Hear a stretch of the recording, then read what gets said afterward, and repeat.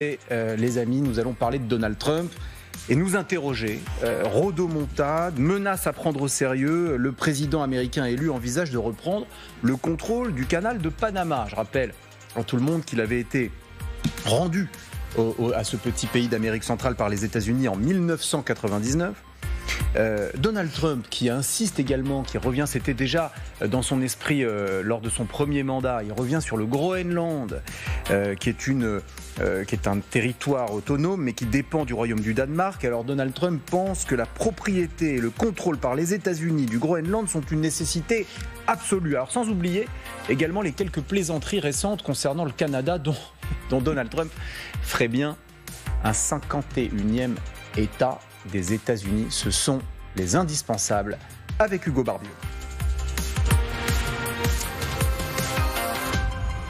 Bonsoir Hugo. Bonsoir David, bonsoir à tous. Alors, la dernière provocation en date sur les sujets que je viens d'évoquer de Donald Trump, c'est un photomontage qu'il a publié sur ses réseaux sociaux. Oui David, et la voici, cette photo repostée par Donald Trump lui-même. On y voit donc le président élu devant son téléphone. Il vient de valider ses achats sur Amazon. Il est sur le point de passer commande. Et que trouve-t-on dans son panier? Le Canada, le Groenland et le canal de Panama. Le montage est commenté. Nous sommes bien de retour. Et ce n'est ici que la dernière provocation en date d'une série de déclarations choc de Donald Trump. Ces derniers jours, tout indique qu'il a un projet d'expansion territoriale pour les États-Unis. Alors, est-ce que c'est à prendre... Pardon, cher Hugo, je n'ai plus la question que je devais vous poser, je vous avoue. Canada, allez, enchaînez Hugo. Panama, il faut faire le tri entre ce qui est une blague, effectivement, et des provocations, des menaces. En tout cas, pour le Canada, il s'agit effectivement d'une blague. Depuis sa réaction, d'ailleurs, Donald Trump, à plusieurs reprises, plaisante au sujet d'annexer son voisin et d'en faire le 51e État des États-Unis, qualifiant même le Premier ministre Justin Trudeau de gouverneur du Canada, même si toutefois Donald Trump envisage d'augmenter les droits de douane des produits canadiens de 25%.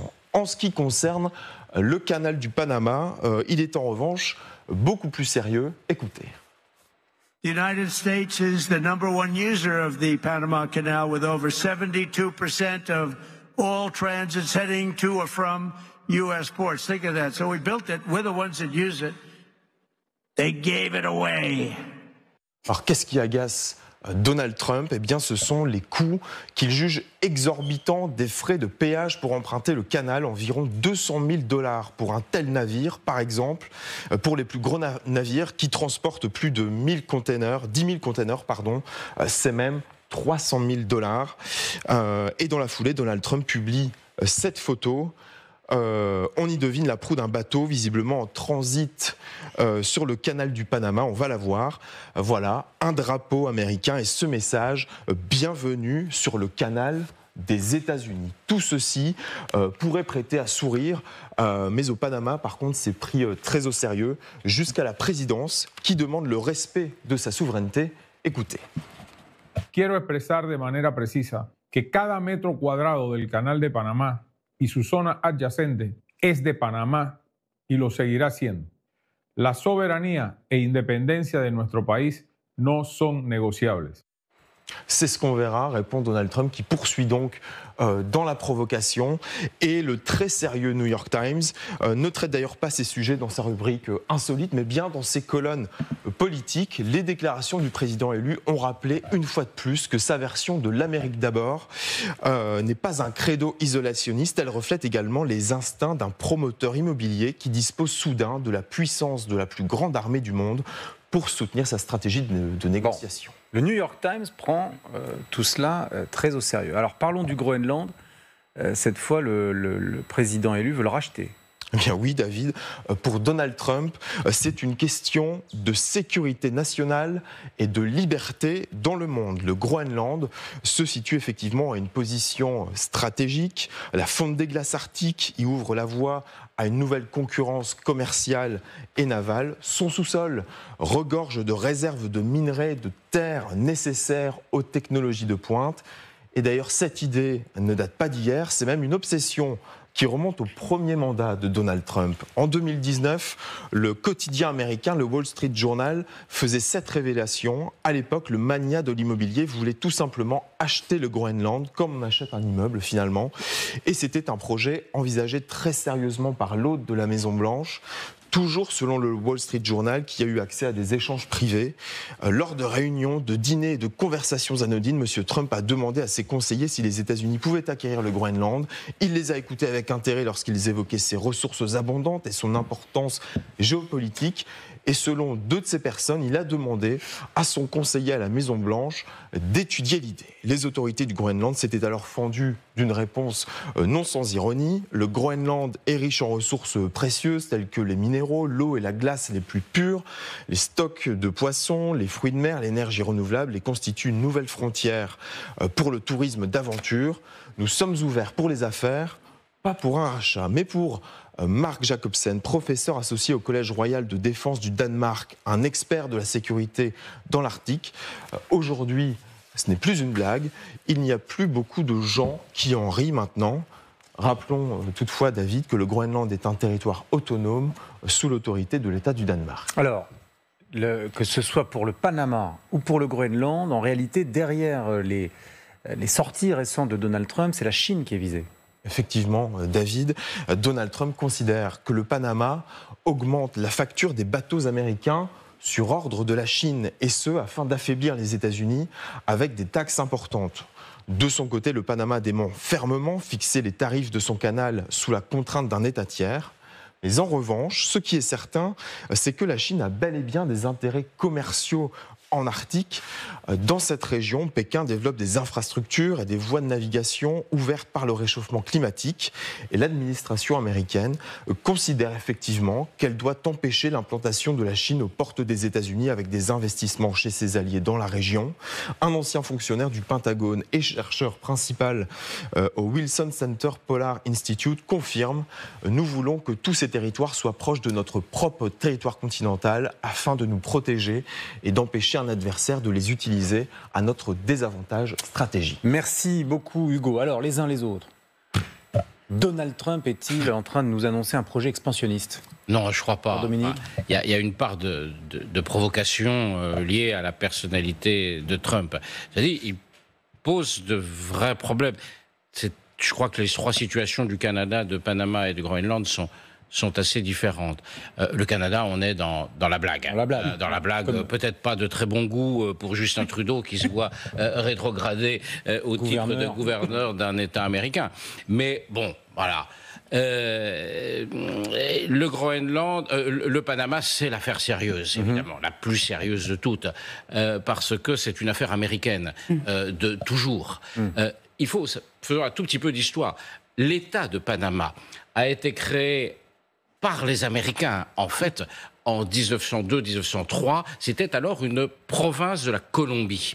Et ils ont appuyé un mouvement sécessionniste pour s'approprier le canal qu'ils avaient construit. À l'origine, c'est les Français qui avaient commencé à construire ce canal, puis il y a eu toute une histoire de corruption, ça ne s'est pas terminé, bref, ce qu'on appelait dans l'histoire de France le scandale de Panama. Les Américains ont construit ce canal, et pour eux, il était et il reste absolument stratégique, puisque c'est la voie la plus courte pour un bateau entre la côte est et la côte ouest des États-Unis. Sinon, il faut passer par le Cap Horn, qui fait quand même un grand détour très coûteux, et c'est très compliqué.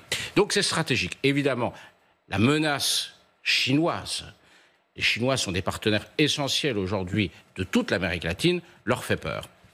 Ça, je crois que c'est clair. Est-ce que le c'est vrai ? Groenland... Est-ce qu'on peut croire... Attendez, on fera le Groenland après, mais sur le Panama, Jean-Dominique, est-ce qu'il faut accorder du crédit à l'idée que les autorités panaméennes, effectivement, augmentent les tarifs de passage pour les bateaux américains sous la pression des Chinois ?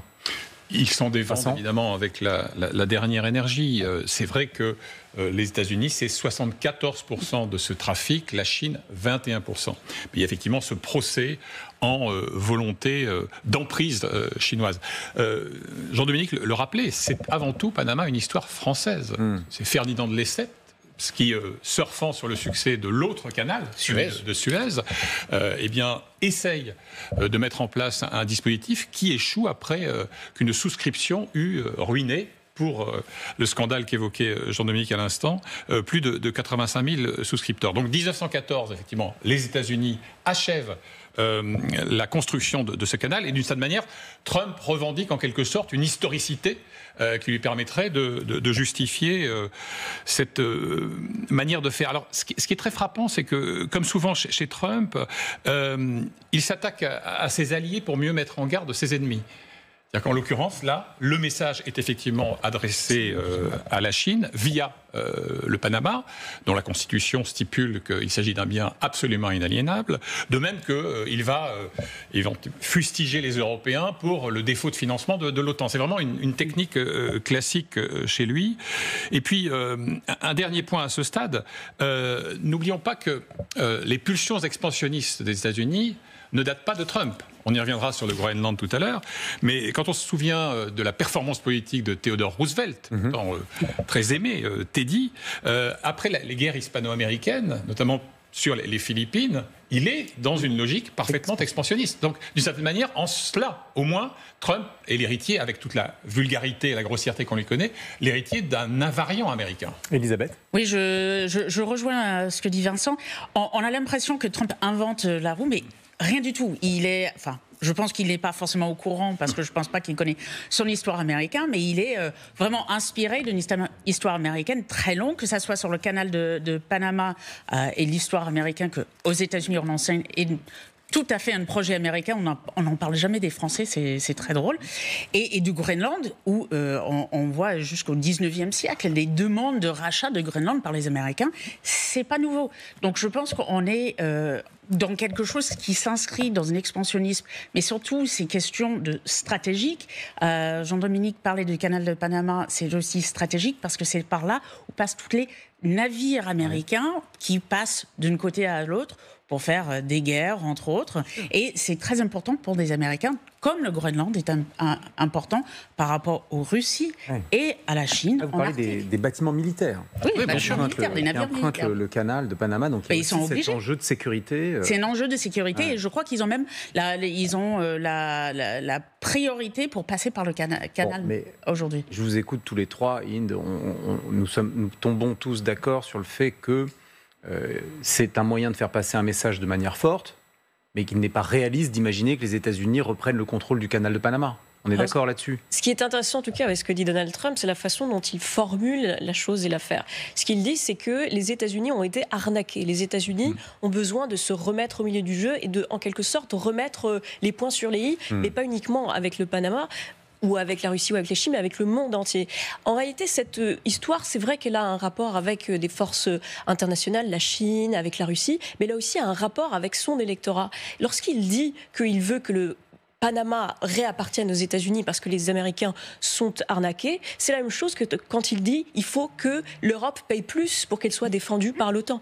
Ce qu'il dit, c'est l'Amérique d'abord. Et moi, je suis là pour, entre guillemets, régler les choses qui n'ont pas été réglées par mes prédécesseurs qui ont toujours choisi de sacrifier l'intérêt américain. Et moi, je ne serai pas cet homme-là. En faisant ça, à la fois, il parle à son électorat républicain qui va vraiment chercher ce retour de l'Amérique sur la scène internationale, même s'ils sont isolationnistes et protectionnistes, mais un retour d'une Amérique qui est forte et qui est capable de défendre ses intérêts. Et en même temps, il parle à une frange des républicains qui ne veut pas d'un protectionnisme béat. Lorsque vous regardez l'actualité politique américaine de ces derniers jours, il y a Mitch McConnell, qui est le leader sortant de la minorité républicaine au Sénat, qui a dit qu'il était temps que les républicains, et y compris que Trump, voient de manière un petit peu plus pragmatique le côté nécessaire de l'intervention américaine dans un monde où la Russie et la Chine prennent autant de poids et autant de place. Donc il est aussi poussé par les siens, par une frange des républicains qui disent non mais ça suffit, on ne peut pas être protectionniste en permanence. Là il va vraiment falloir faire imposer les États-Unis dans le monde, sinon on va rétrécir et ça va être une catastrophe pour l'avenir. Sur le Panama, on voit qu'il peut y avoir effectivement une action, en tout cas une pression qui peut être fonctionnelle pour obtenir peut-être une baisse de tarifs. Le Groenland, on peine à voir la finalité, parce que jamais de la vie, ni le Danemark, ni le territoire du Groenland n'accepteront... Le Danemark est un allié très proche des États-Unis. Voilà. C'est membre de l'OTAN, membre extrêmement fidèle de l'OTAN. Bon. Je crois qu'il y a plusieurs dimensions sur le Groenland. D'abord, ce ne serait pas la première fois. Je rappelle que les États-Unis ont acheté l'Alaska à la Russie en 1867, si ma mémoire est bonne, pour quelques millions de dollars. L'Alaska était un territoire russe, dans le prolongement de la Sibérie, en fait. Ils avaient continué. Ils descendaient d'ailleurs jusqu'en Californie. Et la Louisiane. Et ils ont acheté, au sens propre, ce territoire arctique. Donc, là, ils disent, bon, je vais acheter le Groenland. Il y a deux choses. Il y a des aspects stratégiques et des aspects économiques. Les aspects stratégiques, les Américains, pendant très longtemps, ont eu des bases militaires, notamment à Thulé, la grande base militaire de Thulé, où un jour, ils ont même perdu une arme nucléaire. Donc, ça a été, évidemment, ça fait un peu d'histoire, comme on dit. Et puis, il y a aujourd'hui la question du réchauffement climatique, du fait que les glaces fondent au Groenland, et va-t-on pouvoir exploiter les richesses minières de ce territoire? Alors évidemment, les écologistes sont très contre, mais un certain nombre d'entreprises et d'intérêts économiques sont très pour. Donc là, il y a un enjeu. C'est pas un enjeu immédiat, parce qu'on n'y est pas, mais c'est vraiment l'étape d'après. La crainte, c'est qu'évidemment, là encore, les Chinois disent, eh bien, nous, ça nous intéresse, avec l'ouverture de l'Arctique, c'est-à-dire les bateaux vont pouvoir passer par l'océan Arctique parce qu'il n'y aura plus de banquise. Tout ça est en train de bouger à toute allure, et donc, effectivement, on voit que les gens qui réaffirment leur puissance, comme le disait Inde, sont en train de se réinstaller à la table des grands pour se partager les intérêts économiques et stratégiques. Vous vouliez rebondir, Elisabeth, ensuite Vincent? Juste pour revenir, en fait, quand Seward, qui à l'époque avait acheté Alaska, il avait projeté d'acheter justement le Groenland à l'époque. Donc c'est pas la première fois ils en parlent. Et même Truman, en 1946, avait proposé 100 millions de dollars en or à l'époque au Danemark. Ça a toujours été un territoire stratégique pour maintes raisons, y compris la base militaire. Ils ont toujours été, par contre, dans une stratégie transactionnelle de l'argent et pas à l'envoyer l'armée, quand certains suggèrent aujourd'hui. Certains le suggèrent. Non, on entend, c'est Trump, il pourrait envoyer l'armée. Ah non. J'y crois pas une seconde. C'est vraiment quelqu'un qui est dans le transactionnel. Dans cette équation complexe, je crois qu'il faut aussi mettre l'accent sur certains facteurs, certaines inconnues dont on parle peu. D'abord, Trump a toujours eu une conception très élastique de la souveraineté. Dans son rapport au conflit russo-ukrainien, l'agression russe sur l'Ukraine, sa première réaction n'est pas de défendre l'intégrité territoriale d'un État souverain. C'est de dire que Poutine vient de là d'avoir une intuition de génie. Bon. Donc, je veux dire, la notion même de souveraineté lui semble assez étrangère. Deuxième élément, il y a aussi chez ce personnage des mesquineries de boutiquier. Il a très mal vécu en 2018, s'agissant cette fois de Panama, que la police locale fasse une descente dans les locaux de la Trump Organization à Panama City pour l'expulser d'un hôtel de luxe de la place. Donc il n'est pas du tout impossible que ça ait coloré en tout cas sa perception des choses. Et puis la troisième remarque, et là je vais plutôt aller à son crédit, c'est son instinct politique. On évoquait tout à l'heure le caractère galéjade sur le Canada. Oui, sauf que c'est pas totalement fortuit parce que ça intervient à un moment où Trudeau est très affaibli, et notamment par la démission de la vice-première ministre qui était en désaccord avec lui sur la façon de traiter les États-Unis dans la guérilla commerciale qui s'annonce avec la hausse des taxes à 25%.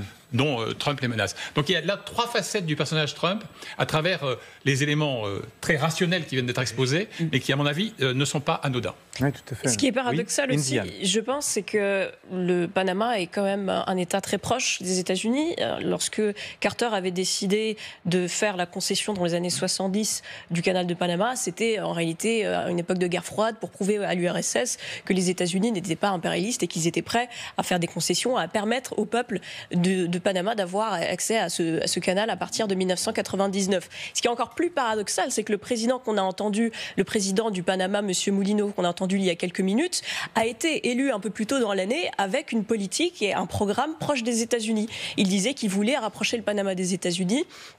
Les États-Unis, de toute façon, étaient proches du Panama depuis surtout, en réalité, 89 et la chute de Noriega, du dictateur, à laquelle ils avaient fortement contribué. Donc il y a aussi une dimension de symbolisme. Il y a un président qui vient d'arriver au pouvoir, lorsqu'il critique et qu'il traite son collègue Premier ministre Justin Trudeau de gouverneur, c'est quelques heures après qu'ils aient eu un échange, lorsque Justin Trudeau était venu à Mar-a-Lago. Donc il y a une façon pour lui aussi d'entrer dans le symbolisme, dans le psychologique et de dire mais moi je suis assez puissant pour représenter les États-Unis et aussi pour m'imposer face à ces gens qui ne sont en réalité par exemple le Premier ministre du Canada que des gens qui sont sous la coupe des États-Unis entre guillemets. Donc c'est cette capacité qu'a Donald Trump à insulter sans qu'on puisse lui reprocher quoi que ce soit, surtout au sein de son électorat, elle est aussi liée à la relation qu'il a créé avec son électorat et la façon dont il a pu convaincre son électorat que tout ce qu'il fait, même les insultes, c'est pour les Américains. Une hypothèse très Allez-y, brève, Vincent, d'un mot. oui, qui est d'ordre psychologique, c'est ce que j'appelle l'effet Musk. C'est-à-dire que je crois que pour Trump, il y a une forme d'émulation perverse avec celui qui est à la fois son héros et son rival virtuel. En gros, l'idée, c'est qui ira le plus loin dans la transgression. Donc ça explique peut-être aussi ces provocations à rafale, dont certaines sont rationnelles, d'autres non, mais qui peuvent, à mon avis, emmener les États-Unis sur un chemin extrêmement piégeux. On va avancer dans nos débats, dans nos discussions, mais pour conclure sur ce sujet-là, c'est vrai qu'il y a sur le Canada une dimension plaisanterie, humoristique quand il dit 51e État, mais il y a aussi la réalité. C'est-à-dire, s'il augmente effectivement de 25% les droits de douane, je parle sous le contrôle de chacun d'entre vous, ça met à genoux l'économie canadienne. Nous sommes d'accord là-dessus? Oui, bien sûr. Il y a une dimension de bras de fer politique dans la discussion économique, douanière, avec le Canada. L'économie canadienne est très dépendante, finalement, des importations américaines. Est totalement intégrée à l'économie américaine. Il y a la plaisanterie, mais il peut à tout moment aussi y avoir la mexicaine, d'ailleurs. Voilà. C'est ça. La sanction réelle. C'est quand même intéressant que la première, on va dire, punition en termes de tarifs douanières était justement les Canadiens et les Mexicains parmi ces annonces. Et vraiment, comme disait Jean-Dominique, Mexique, Canada, c'est vraiment les deux plus grandes et les deux voisins. Donc Nous sommes les prochains. Nous sommes les prochains, si je ne m'abuse. Et étonnamment, l'addiction du Mexique n'est pas encore au programme. Mais ça serait tardé. Bon.